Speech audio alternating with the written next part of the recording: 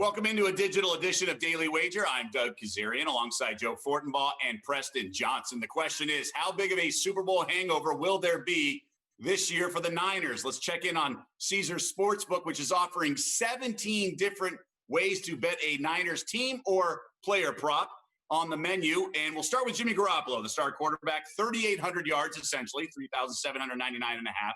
Passing touchdowns over under is 26 and a half, and he's 40-1 to lead the NFL, both in passing yards and also to win the MVP. Joe, we'll start with you. What stands out for you with Jimmy G?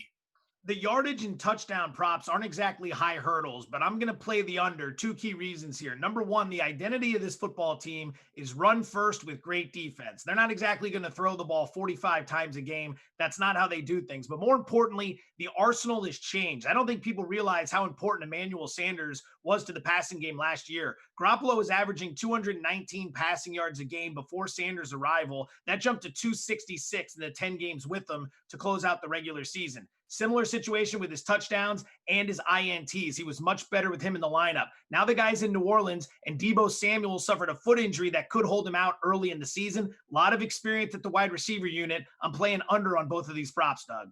Joe, you bring up great points. I'm actually on the over, though, for at least passing touchdowns. And a lot of it's because of the criticism out there for Jimmy G. I think it's unfair. We know about the end of the first half of the Super Bowl, Shanahan didn't trust him, and he barely threw in the second half throughout the NFC playoffs. But he has the talent, not just with the arm, but also with the mind. It's another year under Shanahan. We saw glimpses of it last year with 4 touchdown passes at New Orleans in that big win. Year 2 under Shanahan for Matt Ryan was actually his MVP season. Not saying that he has all the same weapons, but I expect Garoppolo to take another step forward, including another year removed from that ACL surgery. And I actually do like a nibble of 40-1 for MVP just because he's going to be the starting quarterback for a team that could be the number 1 seed. And some of these other quarterbacks may have miss some games, or we don't know what to expect with COVID. A little bit of an unknown there, so I'll grab a piece of the 40-1. Preston, what about you? Well, this local guy I know named Joe Fortenbaugh tried to sell me on Jimmy G a few months ago, and I thought he did a pretty good job. He mentioned, look, Jimmy G almost threw for 4,000 yards just last season. It was in his first season off of an ACL injury, a knee injury under Shanahan's system. Now he's in year 2. My projection here is right along with the market. I know it's come up a little bit. I'm right around 3,800 yards, but I find myself now rooting for Joe's unders because I kind of respect someone that has the willingness to flip flop, make some adjustments. So I give him some credit, but I'm absolutely passing on the Jimmy G props. It's certainly a fair point, Preston. As things change, you're allowed to change your opinion.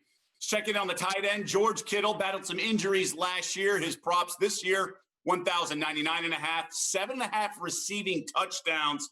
60-1 to lead the NFL in receiving yards, 300-1 if you're really feeling frisky to win the NFL MVP. Joe, where do you stand on these? Really like the over on receiving yards. He bombed this number out by 377 yards 2 years ago, and that was primarily with C.J. Beathard and Nick Mullins at quarterback. Now, last season, he fell about 47 yards shy, but he did miss 2 games due to injury. That's obviously a concern due to the physical nature with which he plays. But in addition, the addition of Emmanuel Sanders and the emergence of Deebo Samuel. But take a listen to this. His targets only fell from 8.5 a game 2 years ago to 7.6 last season. His receptions actually went up from 5.5 2 years ago to 6.0 last year. So even with Sanders and the emergence of Samuel, he was still getting the same amount of looks. It was just the injury that knocked him off. Now with Emmanuel Sanders in New Orleans and Deebo banged up to open the season, Kittle's going to become just as big a piece of this offense as he was 2 years ago. Definitely playing the over here. Yeah, he's a big part of what they do. When they struggled in the middle of the season, they had injuries on defense, and obviously Kittle banged up was part of that as well. Preston, what about you? He's a big part of what they do, and he's going to have to be even more. Joe mentioned it. Sanders gone, but the Deebo Samuel injury, I think, is pretty significant. So I made adjustments. I had my projection over 1,100 yards anyway, but after the Samuel news, I mean, this is up for me. I have over 1,200 yards projected for Kittle. He mentioned he got nearly 1,400 2 years ago when Samuel wasn't even in the league yet. They're going to have to go to him when they go through the air. That's Jimmy G's guy. There's nothing more for this to me ultimately than, hey, the numbers say this should be quite a bit higher. I'm going to take it. It's an advantage. It's an edge. I'm going to fire over for George Kittle. And now we crunch the numbers with the team prop. Starts with the season win total, 10.5. The yes-no to reach the postseason. Yes, minus 325. The comeback, plus 265. And they are an odds-on favorite to win the division at minus 115. And just plus 750 to go back to the Super Bowl and this time win it all. Joe, we'll start in the Bay Area with you again. What do you like? I'm going to play over 10.5 wins here. When you can run the ball and play good defense, you can be competitive in any situation the National Football League can throw your way. The biggest losses, DeForest Buckner, Emmanuel Sanders, and Joe Staley, were all addressed in the offseason with the acquisitions of Javon Kinlaw, Brandon Ayuk, and Trent Williams. Now, granted, 2 of those guys are rookies, but it does mitigate the losses a little bit. Take a look at the schedule. 4 of the 5 primetime games are at home. Only 2 games starting at 10 a.m. Pacific time this season. Those are weeks 2 and 3 against the Jets and Giants when they're going to stay on the East Coast. They only face 1 team coming off the bye. That's New England, I believe, in week 7. To be honest, I only have them as underdogs in 4 games. Dallas, New England, the road game at Seattle, and the New Orleans game. But I have all of those as tight spreads as well. And remember, the Saints game on the road, they got 10 days to get ready for that. They're off the Thursday nighter at home against Green Bay. Schedule sets up nice. I'm playing over 10.5. I'm thinking along the same lines, but I'm going to play it safe, so to speak, and lay the 3.25 with just to make the playoffs. Remember, an extra wild card team in each conference this year. It implies a 76% chance, and this is the class, not only the division, but I really think the NFC. We saw that in the NFC playoffs last year, just pure domination because they were finally healthy. In terms of a hangover, the last 10 Super Bowl losers, 8 have gone on to at least make the playoffs the following year.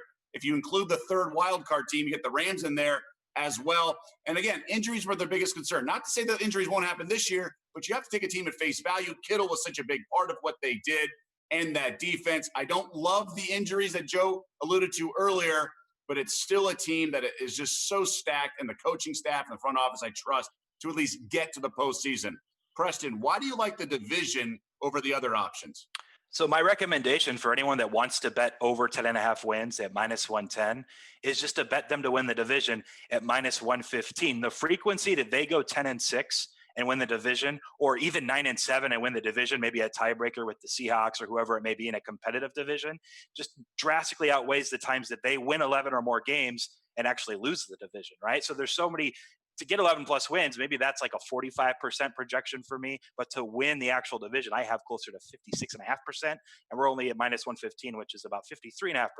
That's a 3% edge anyways, on top of the fact I just think it's a much safer and sharper bet than taking the season win total. On top of it, there's not going to be a Super Bowl hangover. I agree with you guys. They're the class of the NFC. Last year, they were elite when their defense was all healthy and on the field. I think they started 8-0. It's going to be more of that. I think they'll be able to make up for the lack of offensive weapons, if you want to call it that. Although I think Shanahan will find ways to get these rookie weapons the ball. Kittle's going to get the ball. Jimmy G's going to take a step. So I like the Niners as a whole. I just think division bet is it's a better ROI than the season win total bet would be long term. Yeah, more options to win, so to speak, in terms of the unknowns. All right, guys, we just need a football season now. Thanks for watching ESPN on YouTube. For live streaming sports and premium content, subscribe to ESPN+.